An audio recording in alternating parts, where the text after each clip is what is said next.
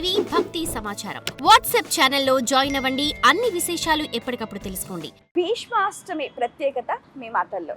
సాధారణంగా మొదటి నుంచి విద్యాబోధన ఆచార్యులు మాత్రమే చేస్తూ వచ్చారు. అంటే బ్రాహ్మణులకి మాత్రమే బోధన చేసేటువంటి, అందుకని వాళ్ళని మాత్రమే ఆచార్యులు అంటుండేవాడు.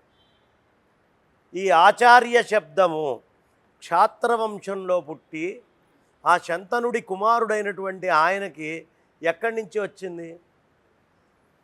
ఆయనకు ఆచార్య శబ్దము రావడము అనేది ఇంకెవరికీ లేదు, కేవలం ఆయనకి మాత్రమే ఉంది. ఎలా ఆచార్యుడయ్యాడు ఆయన అంటే ఒక అద్భుతమైనటువంటి ప్రత్యేకత. విష్ణు సహస్రనామాల్ని సాక్షాత్తు కృష్ణ పరమాత్మ ఎదురు చూస్తూ ఉంటే చెప్పినటువంటి వాడు కాబట్టి ఆచార్యుడు. అందుకనే ఆచార్యులకి తర్పణం ఇయ్యాలి.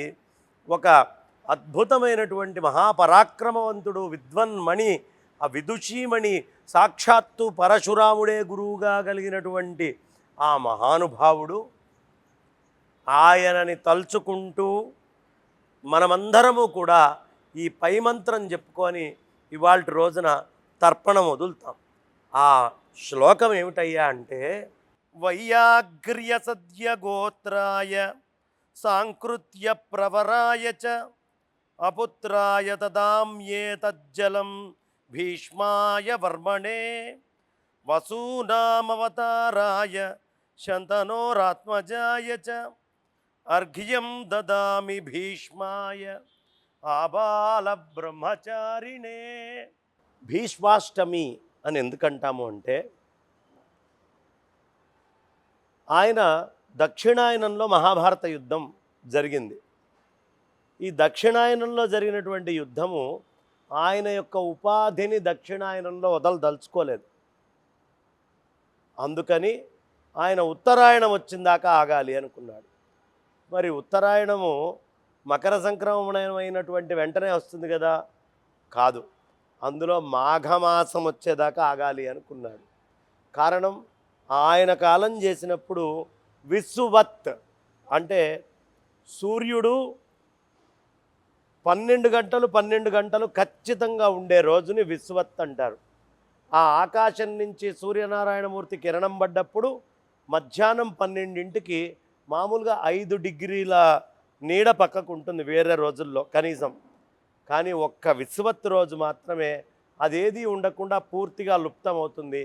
ఆ సమయంలో ఆయన మొదలుపెట్టి సప్తమి, అష్టమి, నవమి, దశమి, ఏకాదశి రోజుకు ఒక్కొక్క ప్రాణం చప్పున వదిలిపెట్టాడు అని కొంతమంది చెప్తారు.